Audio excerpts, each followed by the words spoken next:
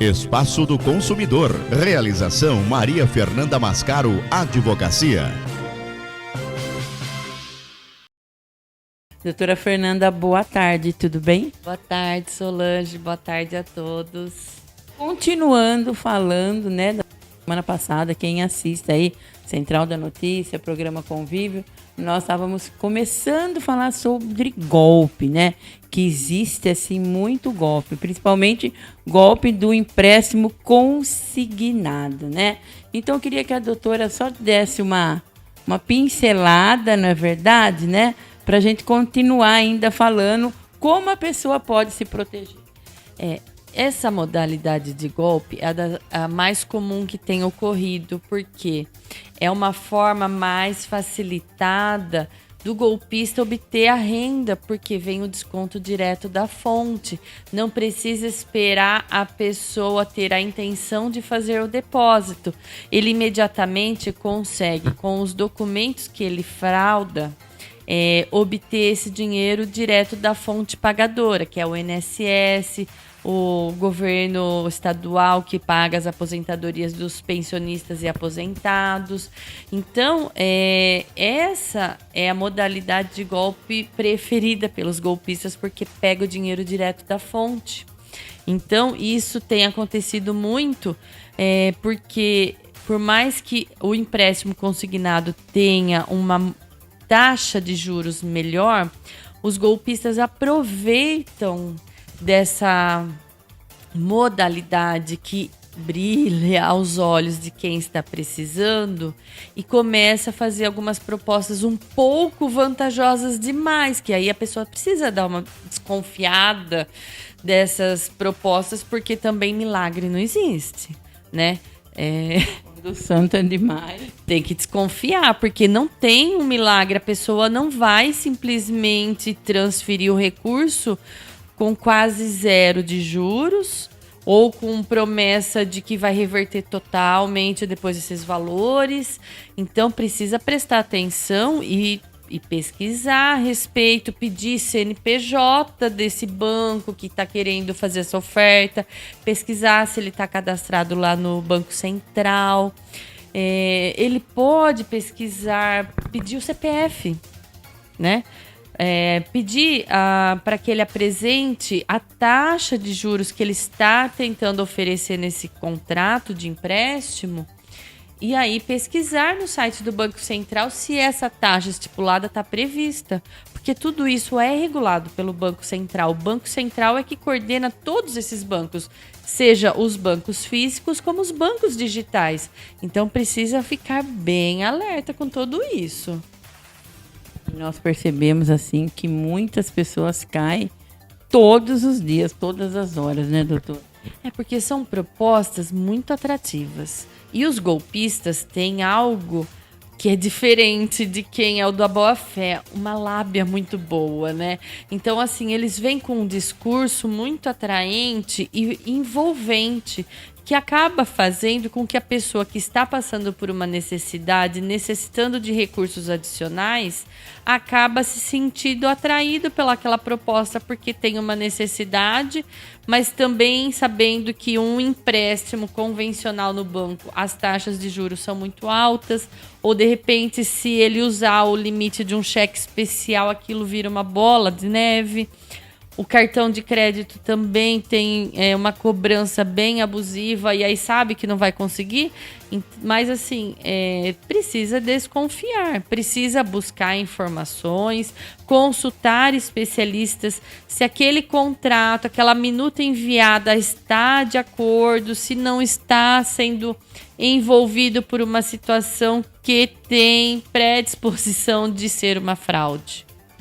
Doutora, para não cair em golpes, quais são as orientações que devem ser seguidas? É exatamente isso que eu comecei dando essas dicas, de pesquisar no Banco Central a existência mesmo deste banco, mesmo que seja digital, desta financiadora, porque tem muitas factorings que também fazem essas ofertas.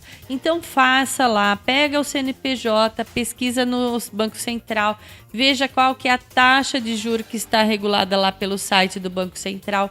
peça a minuta do contrato desse empréstimo, não envie a foto dos seus documentos pessoais, não envie a selfie segurando o RG, o documento de identidade, porque eles colocam isso como uma forma de aceite, tá? Que é validado até mesmo pelo Banco Central fazer essa forma do reconhecimento facial como aceite do contrato.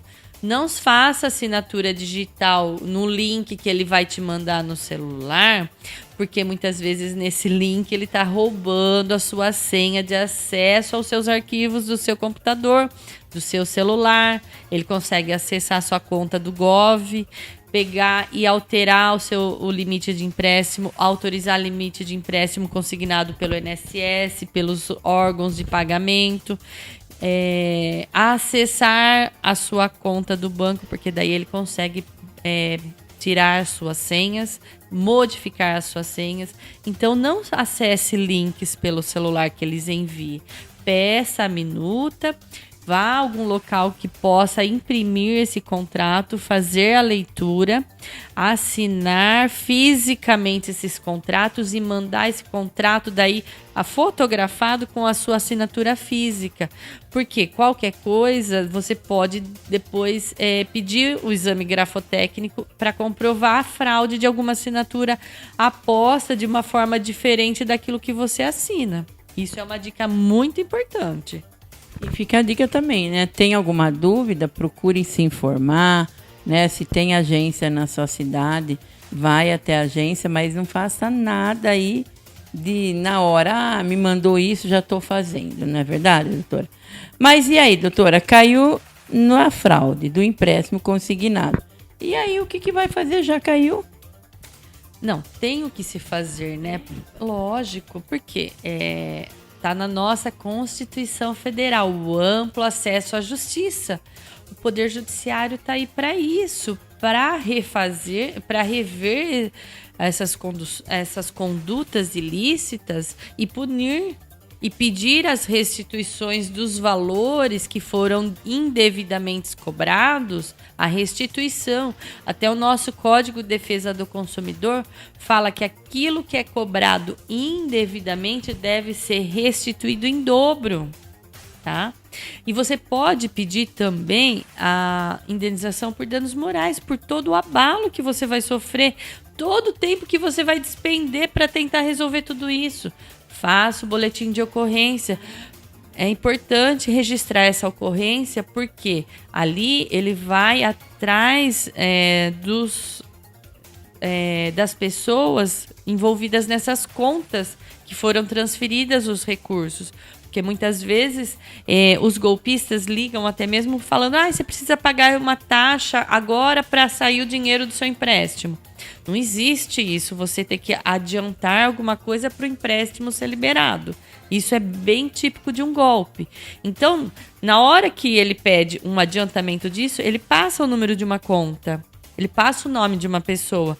Salva esse comprovante, porque lá vai ter os dados da conta dessa pessoa, que no boletim de ocorrência daí vai atrás do endereço dessa pessoa. Ela vai ser indiciada, porque ela está dentro da organização que está praticando esses golpes. Então, tem que registrar a ocorrência. E depois procurar o Poder Judiciário para acionar para esse crime, porque é um crime isso que é cometido, desses golpes, e buscar a restituição de tudo que foi cobrado indevidamente, todos os prejuízos sofridos. Porque muitas vezes, se você não aciona o Poder Judiciário, esse empréstimo consignado fraudulento vai continuar sendo descontado da sua aposentadoria. Muitas vezes o empréstimo acontece, mas vai descontar da sua aposentadoria, mas no contrato estava previsto que isso ia ser direcionado para a conta de um terceiro. Então, quer dizer, além dele não ver o dinheiro do empréstimo, que era para aliviar aquela sua dificuldade, tem prestação para pagar. De repente, vê 60 meses daquilo lá. Então, se não entrar com uma ação judicial, vai descontar 60 meses.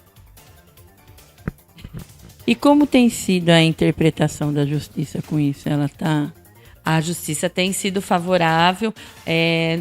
procurando um especialista para entrar com esse processo, o advogado vai pedir uma tutela de urgência, pedir para o juiz, liminarmente, mostrando os indícios de que ocorreu uma fraude. Ele liminarmente vai mandar um ofício para o INSS ou o órgão que está pagando essa aposentadoria ou a empresa que está pagando o salário do funcionário suspender a cobrança mensal desse consignado. Tá? Então, o juiz pode adotar essa medida liminarmente no processo, até que essa pessoa seja encontrada para ser citada para apresentar a defesa, até a conclusão da sentença. Tá? Então, a justiça tem agido bem rapidamente para que oferecendo essas liminares para cessar os descontos até a sentença final.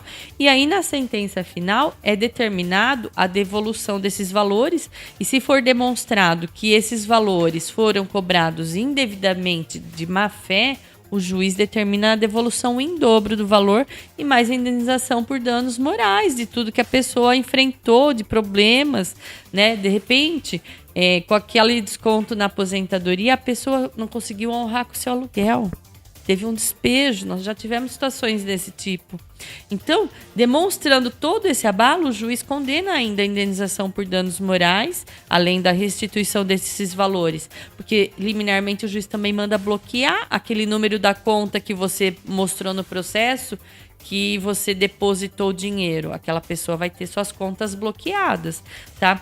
Então, é importante fazer tudo isso, porque muitas vezes é observado que o banco ou funcionários dos bancos estão fornecendo informações. Esses prepostos estão em nome do banco, certo? E muitas vezes o juiz condena o banco a restituir esses valores à pessoa, porque ele tem mecanismos para verificar se não é uma fraude que está ocorrendo. Então, se o banco não toma as medidas para evitar que essas coisas aconteçam dentro do seu estabelecimento, verifica dentro do processo que houve um vazamento de dados bancários que, por lei, estão protegidos, existe a lei de proteção de dados. Aí o banco, onde você mantém a sua conta de aposentadoria, de salário ou de pensão, qualquer tipo de benefício, também integra esse processo e aí faz parte da condenação. Se você consegue comprovar que, de repente, essa pessoa, o golpista que entrou em contato com você, está com informações sobre o seu benefício, ele liga e confirma número de benefício, que tipo de benefício você está recebendo. Então, isso significa vazamento de dados do INSS. Então, você colocando no polo passivo dessa ação também o INSS também é responsabilizado por isso. Então, nessas ações judiciais, tem sido muito responsabilizado as instituições financeiras, que tem um poder aquisitivo melhor, porque muitas vezes esse golpista usa contas de laranjas, que de repente fecha a conta e some, né? Mas assim, a partir do momento que foi verificado que houve vazamento de dados dessas instituições que deveriam estar protegendo as suas informações, como o INSS e os bancos, eles integrando o polo passivo desse processo, eles são condenados a devolver esse dinheiro para as pessoas. Então, é muito importante procurar o especialista, porque o especialista sabe como fazer toda essa comprovação dentro do processo para buscar o recebimento de quem tem capacidade financeira para pagar. Porque muitas vezes esses golpistas somem no mundo, né? Então, na realidade, é importante pegar um especialista, né? Para reverter toda essa situação. Mais alguma coisa, doutor? Essas são as dicas, principalmente as pessoas têm que ter muito cuidado. Desconfiar, não ir com tanta credibilidade com um terceiro desconhecido, né? Precisa desconfiar, porque hoje a malandragem se aperfeiçoa muito. Cada dia tá ficando pior. Vamos ficar atentos. Vamos ficar atenta a essa nossa dica da doutora Fernanda Mascaro para você. Espaço do Consumidor. Realização Maria Fernanda Mascaro Advocacia.